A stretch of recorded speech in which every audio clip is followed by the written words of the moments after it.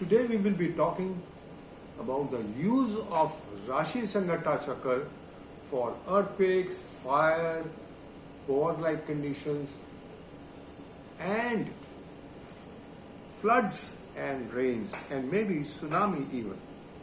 See, in mundane astrology, the use of chakras is most important. Maybe it is Rashi Sanghatta Chakra or it is Nakshatra Sanghatta Chakra. Normally, Rashi Sanghatta Chakra gives an ample and vital clue for the happenings. I will explain it to you. All my predictions on the globe where vital things are going to happen, I use these chakras. There is not even a single astrologer on the YouTube or anywhere else who's making predictions properly for mundane. They are using the natal astrology for mundane, which is not correct. They can be wrong also because they are not using the fine parameters required for the same. They are just using the natal astrology for the mundane predictions. Now,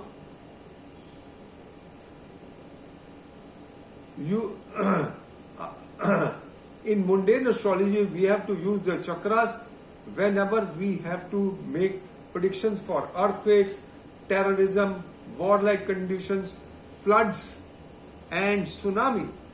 The primary Vedha of the Mars and Saturn in the Rashi Sanghatta Chakra and with nodes indicates war and warlike conditions depending upon the Vedha.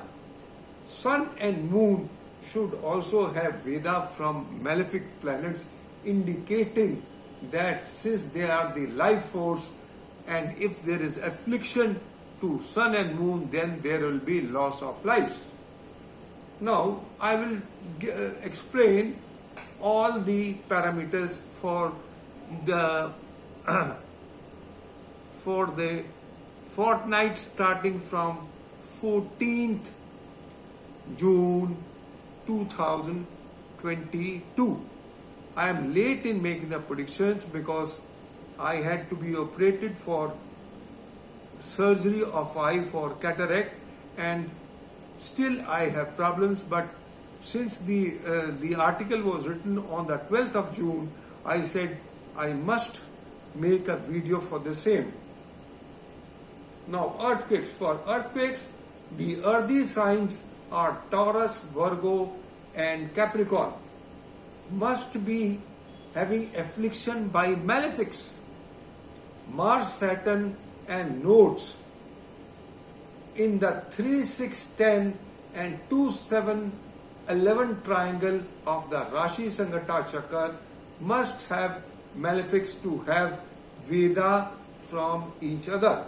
Sun and Moon should get Vedha since they are the life-giving force, and if under affliction, then there is loss of lives. I will explain to you. There are 1, 2, 3, 4, 5, 6, 7, 8, 9, 10, 11, 12. Now, all these signs, from Aries to Pisces, 3 signs make a triangle. So, I will explain, first of all, I must explain the Rashi Sanghatta Chakra. The first triangle is of Aries, Pisces, and Scorpio. The second triangle is of Taurus, Aquarius, and Libra. The third triangle is of Gemini, Capricorn, and Virgo. And the fourth triangle is Cancer, Sagittarius, and Leo. Now, coming back to the parameters, we start from earthquakes. For earthquakes, the earthy signs 2, 6, 10 must be having affliction by malefics. Mars, Saturn, and nodes in the signs 3, 6, 10 or in 2, 7, 11 triangle in the Rashi Sanghatta Chakra must have malefics to have Vedha from each other. Sun, moon should get Vedha, since they are like they are life-giving force, and if under affliction, then there is loss of life. So, primarily for earthquakes, because earthy signs should have affliction, the triangles in which the earthy signs are there are 3, 6, 10 and 2, 7, 11. Now, blast, terrorism, war and fire. For blast, fire, terrorism and warlike situation, the affliction by heavy planets in the fiery signs is essential. The fiery signs are 1, 5, 9. The Aries, Leo and Sagittarius must be afflicted, and hence the triangle 4, 5, 9 and 1, 8, 12 triangle, there must be malefics. When all the 9 planets are having Vedha in the Rashi Sanghatta Chakra, shows these situations will be intense. This, how we have to see? We have to see it in the new moon chart or the full moon chart. Right? So, if these situations are there in the new moon chart or the full moon chart, then we can say in that particular fortnight we'll have specific conditions and specific events. We have talked about earthquakes, we have talked about blast, terrorism, fire, blast, terrorism, warlike situation, explosions. Now we come to floods and tsunami. For war and warlike situations, Mars-Saturn connection is must in the Rashi Sanghatta Chakra, and specifically through the fiery signs 1, 8, 12 and 4, 5, 9. Now we come to floods and tsunami. For floods and tsunami, the fiery and watery signs must be afflicted. The watery signs are 4, 8, 12 as mentioned, and more the planets are having Vedha, the more will be the effect of the event. In the Rashi Sanghatta Chakra, the 1, 8, 12 and 4, 5, 9 triangle must have planets along with Vedha by the 4 heavy malefics, Mars, Saturn and the nodes. Rashi Sanghatta Chakra. The Rashi Sanghatta Chakra is below. In the Rashi Sanghatta Chakra, the 2, 7, 11 triangle must have malefics for untowards happening. And specifically the earthquakes, for the earthquakes as seen from the past. Now we look at the earthquakes of Bhuj and Latur, the strong earthquakes which took place in the past. In both the cases, the triangle 2, 7, 11 was afflicted by malefics, and Mars was there in the sign Libra. From Libra, it gives Vedha to Taurus, right? And there were planets in Taurus and also in the sign Aquarius. And if there are planets in the sign Aquarius, there will be some retrograde malefic like Saturn or any other planet. Saturn and Mars can be there, but Mars was in Libra, so Saturn was there in the sign Aquarius, retrograde, giving an aspect on Capricorn by retrograde aspect. At the time of Bhuj, which earthquake, which took place on the 26th January 2001 at 8:46 hours Gujarat, and at the time of 30th September 1993 3:56 a.m. at the time of Latur, the 2, 7, 11 triangle had malefics. In the full moon chart of the 14th June 2022, we have malefics in the 2, 7, 11. Taurus has Sun and Mercury, Libra has Ketu, and sign Aquarius has Saturn retrograde, which is aspecting the sign Capricorn by retrograde aspect. Hence, there could be an earthquake. But the difference between the Latur and Bhuj earthquake is that in place of Mars, which was there in both cases, in Libra, Mars was there, we have Ketu. And Ketu is giving Vedha to the sign Taurus, where Sun is placed. As per the earlier earthquakes, Mars was there in the sign Libra. Now we have Ketu giving Vedha to Taurus,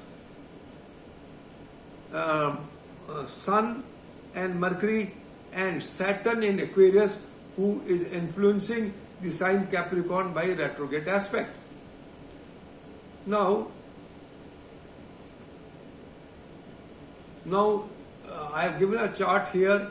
On the left hand side you have the Bhuj earthquake chart, and on the right hand side we have the the Latour earthquake. Saturn is at the time of Bhuj earthquake. Saturn is there in the earthy sign along with Jupiter, and and Sun and Moon. It is a new moon chart, and Sun and Moon are placed in Capricorn, and Mars is placed in the sign Libra. Now, Mars and Saturn are giving Vedha to each other. This is most crucial. When Mars and Saturn give Vedha to each other, then the intensity of the event becomes very, very high. That means even if the earthquake will be there, it will be of very high intensity. And if there is war, then the intensity of the war will also be high. So, at the time of Latour, Saturn was there in the sign Aquarius, retrograde, just about to fall back in the sign Capricorn as a fallen planet, and there is Vedha between Mars and Saturn in the Rashi Sanghatta Chakra. Rashi Sanghatta Chakra is very important, and if there is Vedha between Mars and Saturn in the Rashi Sanghatta Chakra, then the situation is definitely tense. So I have explained here Bhuj earthquake, the planets in earthy sign Taurus, Jupiter, Saturn, and in Capricorn, Sun and Moon, as per Rashi Sanghatta Chakra, the planets and the malefics in 2, 7, 11 triangle giving Vedha to each other. The Taurus has Saturn and Jupiter, Mars in Libra, Mercury and Venus in the sign Aquarius. In the 3, 6, 10 triangle, Rahu in Gemini and Sun and Moon in Capricorn are giving Vedha to each other. The above is a perfect combination for the earthquake with dimension. Latour earthquake. Planets in the earthy sign Taurus, Ketu, in Virgo, Sun and Jupiter. In the Rashi Sanghatta Chakra, the planets in 2, 7, 11 triangle are Ketu in Taurus, Libra has Mars, and Mercury and Mars and Mercury, and Aquarius has Saturn. Saturn about to enter in the sign Capricorn as a fallen planet. It is almost 0 degrees. The 1, 8, 12 triangle has Rahu in Scorpio and Moon in Pisces. In the above cases, the planets in the earthy signs and the triangle 2, 7, 11 is a common feature in both the earthquakes. Full moon chart of the 14th. Now, in the full moon chart, we have to see Vedha of Mars and Saturn. In the full moon chart, Mars is in the sign Pisces and Saturn is in the sign Aquarius. There is no direct Vedha between Mars and Saturn. Hence, the intensity of the earthquake will be of less dimension than the Bhuj and Latour, because there is no Vedha between Mars and Saturn. So, explosive parameters in the fortnight from 14 June, 29th June, 12th July and then 28th July. Fortnight explosive till 15th August 2022 for warlike situation in the world, terrorism, religious fundamentalism along with havoc from rains and floods. Since in this fortnight the Mars and Saturn are not connected, so the intensity in this fortnight will not be high, but there can be havoc from rains and floods. There can also be tsunami around the world. Taurus sign has Sun and Mercury, but the triangle 2, 7, 11 has connection with malefics. Now you see, Taurus sign has Sun and Mercury. Saturn aspects the sign Capricorn by retrograde aspect, and Mars aspects the sign Virgo by 7th aspect. Hence the sign Earthy are afflicted. Hence possibility of an earthquake in the fortnight and the fortnight from the 12th and 28th July 2022. The watery signs are afflicted, hence havoc from rains and floods in the fortnight, and when Mars passes through Gandanta points around the 25th to 1st July. Fiery signs have Rahu and Venus, and Mars will join on the 27th fortnight Angarak Yoga of the highest order. This will produce blasts, fire, terrorism and warlike situations. There may be eruption of volcanoes, and brawl between the countries may go for a toss. Maybe China may invade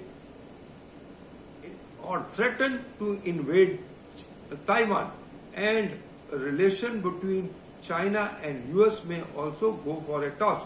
Now, when Saturn is there in Aquarius and Mars is there in Aries, there is no Vedha. So it clearly shows that till 10th of August, the situations in the world may not be huge. They will be there, but the warlike situations may be there. There may be terrorism, but after the 10th of August, since Mars will be in Taurus and Saturn will be there in the sign Capricorn, but it will leave Aquarius, so there will not be Vedha. So we can say that the situations may not be that bad, but after 15th November and after 18th January 2023, when Saturn goes in Aquarius and Mars will be in Taurus, then that time the things would take a very ugly dimension. The situations, maybe it is earthquake, maybe it is war. So all this time we can say that the situations may be there, they may be like hanging fire, but after the 18th of January, when Saturn moves in Aquarius and Mars will be there in Taurus, will be most explosive, because then there will be Vedha between Mars and Saturn, and an earthquake of very high dimension like the Latour and Bhuj can take place in after the 18th of January, and maybe in the fortnight starting from 23rd of January. And there could be warlike situations because the Mars and Saturn Vedha will be there, and both will be in earthy signs.